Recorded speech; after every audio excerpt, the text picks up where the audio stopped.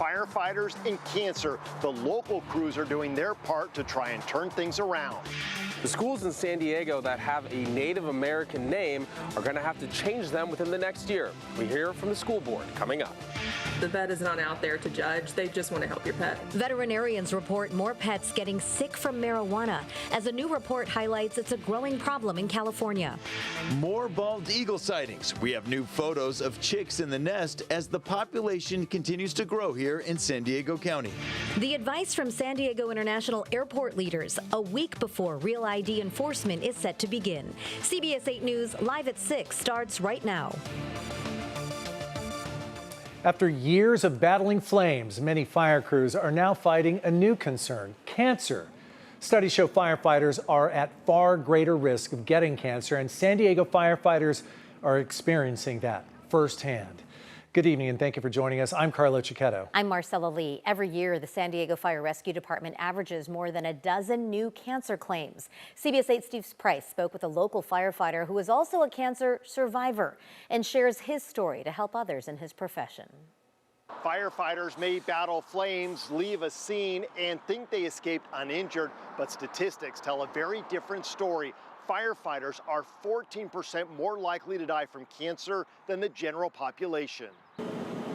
Hidden in that heavy smoke, over 200 known type 1 carcinogens, and they're good at finding a way through all the protection firefighters wear.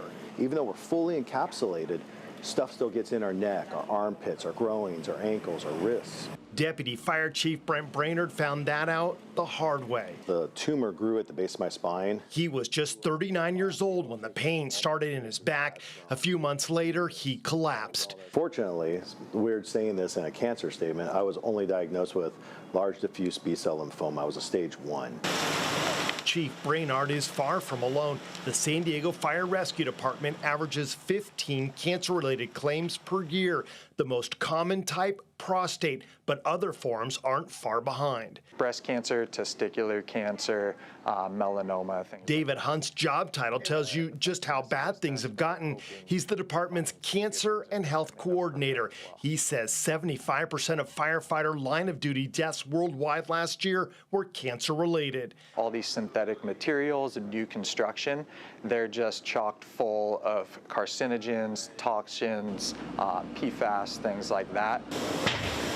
Hunt's job is to educate firefighters on ways to keep them healthy, make them aware of the unseen dangers. When I talk to people on cancers, I can talk to them about their journey. Chief Brainerd also makes himself available to those following in his footsteps to make sure they are prepared for the emotional toll that this will take, not just on them, but their whole family. The conversation telling your kids that you have cancer, and especially when you don't know if you're going to survive at that point. Fortunately, San Diego Fire Rescue has learned from the past. They're now telling crews not to take off their breathing apparatus until they're completely done at the scene, and they're doing a better job decontaminating crews and equipment. There is light at the end of the tunnel. Steve Price, CBS 8. Tonight, we've learned the man whose vehicle went over a cliff and into the water at La Jolla Cove has died. San Diego police say it happened just after 8 last night. The 76-year-old man was taken from his car by first responders, then given CPR before he was rushed to the hospital. Right now, it is still not clear what led up to the crash. Tonight, we're learning federal funding for student mental health services in the La Mesa Spring Valley School District has been cut.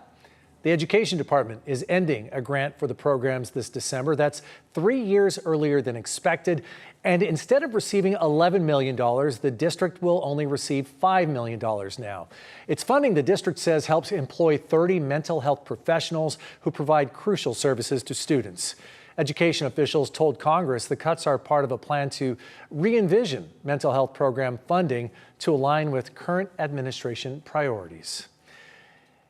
In a unanimous vote last night, the San Diego Unified Board of Education decided to ban the use of any Native American terms as a school mascot. CBS 8's Alex Cheney talked with a member of the school board and joins us from Claremont High School, which will have to change its mascot. Alex?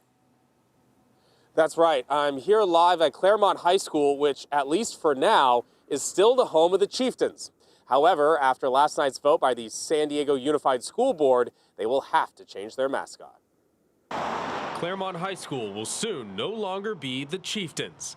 Last night, the San Diego Unified School Board revised Board Policy 7310 to fall in line with 2024's California State Assembly Bill 3074, known as the California Racial Mascots Act, which prohibits using derogatory names for school mascots. There's a lot of nostalgia around mascot names, and I understand that, but you know, the culture does change as well, and again, we want to make sure that our students feel represented and feel comfortable walking onto our campuses. In a letter from local tribal leaders to the San Diego Unified School District back in March, the tribal leaders say Claremont High School and its Charlie Chieftain logo is a source of anti-Indigenous racism and want the name changed. If they're not comfortable, you know, with the name Chieftain, a derogatory name to our Native American culture, and it's not just for our students that are Native American, but for all of our students. California Assembly Bill 3074 also prohibits public schools from using the names Apaches, Big Reds, Braves, Chiefs, Chieftains, Chippewa, Comanches, Indians, Savages, Squaw, and Tribe as a mascot. More than 100 schools statewide will have to change their mascot by the 2026-27 school year. In San Diego County, the 6 schools with Native American-themed mascots include Claremont High Chieftains, the El Cajon Valley Braves, Montgomery High Aztecs, MAAC Community Charter Eagle Warriors, Potter Junior High Braves, and Fallbrook Union High Warriors. The mascot change means schools like Claremont will have to change signage, jerseys, and remove all chieftain faces from gyms and school property. Bazos says the cost to change that will be paid by the district. It'll be at the district level that we will, we'll be looking at that cost. This coming August, Claremont High School will create a 10-person naming committee and webpage. Then, from September to December, the school will host listening sessions and surveys to gather community support for a new mascot, with the Board of Education having the final vote. The school board will decide what the new mascot for Claremont High School will be, and it'll be in effect by January of 2026. Reporting live from Claremont High School, I'm Alex Cheney, CBS 8. Thanks, Alex. California leads the nation in cases of pets getting sick from eating marijuana products. That is according to a new report from pet insurance provider Trupanion. The company says it has seen nearly 2,000 marijuana toxicity claims in the past 5 years. California topped the list with more than 400 cases. Colorado was next with 84 cases. It is something veterinarians at the San Diego Humane Society tell us they have seen many times. They say it is best to know the signs and symptoms and how to prevent it in the first place. Really wobbly. They might be really sensitive to sound or to touch. They could be really drowsy or lethargic, do a lot of dribbling, so they're going to have urinary accidents. Pets typically get access to cannabis products when they aren't properly stored. The products, not the pets. Experts say to keep those products out of reach of pets and be honest with veterinarians if an exposure happens, because the more aware they are of what happened, the better they can treat your pet. Hey,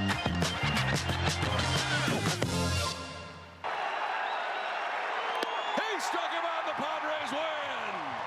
Friars fans are frenzied tonight after the San Diego Padres swept the San Francisco Giants. It was a quick 2-game series, but the wins were much wanted and needed after the team was swept over the weekend itself by the Tampa Bay Rays. CBS 8's Jake Garriani is at Petco Park with some highlights on how the players and coaches are feeling tonight. Jake?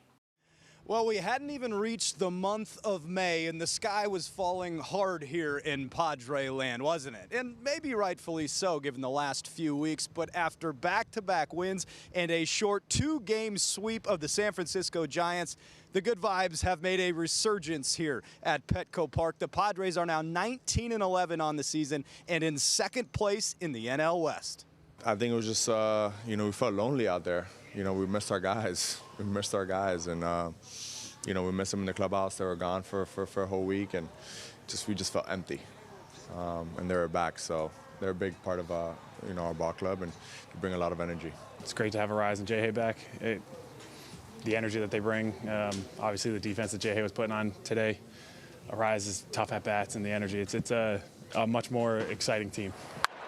Down the line at first and by the dive of Wade. It's a good start. But it's a good team on the other side. So, We got to keep getting better, and we got a bunch of more games to play. You know, winners find solutions. It's just the fact of the matter. You know, there's no money in complaining. You know, it's not going to do anybody any good. All it is a complete drag. So let's figure it out. And what we have is plenty good enough. Can't do it any better than that. Manny Machado.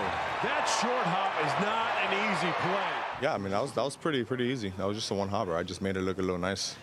That's all it was. It was just a one hopper, one step. Want to be on ESPN today. I wanted a star, actually. We needed that dub.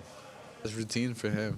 I feel like everything that we have said for him, that's routine. Great team over there. I think we're going to have a lot of really good NL West battles throughout the whole season. But it's also it's those tests that you got to put your big boy pants on and play these guys.